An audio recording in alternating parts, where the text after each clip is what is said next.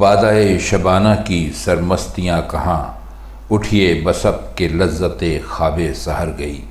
بادۂ شبانہ رات کو شراب پینا، سرمستیاں مستی کرنا، لذت خواب سحر صبح کے وقت سونے کا مزہ۔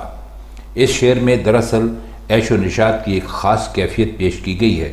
شرابیوں کا عام دستور ہوتا ہے کہ رات بھر محفل جما کر شراب پیتے ہیں، راگ رنگ ہوتے ہیں اور پھر ساری رات گزر جاتی ہے۔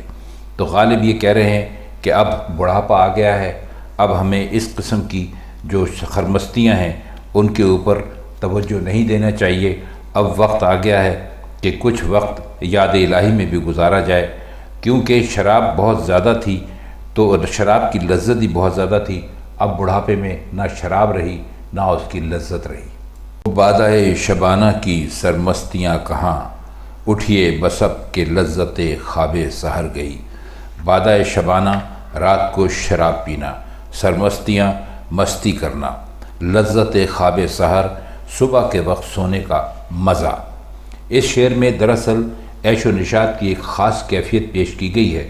شرابیوں کا عام دستور ہوتا ہے کہ رات بھر محفل جما کر شراب پیتے ہیں، راگ رنگ ہوتے ہیں اور پھر ساری رات گزر جاتی ہے۔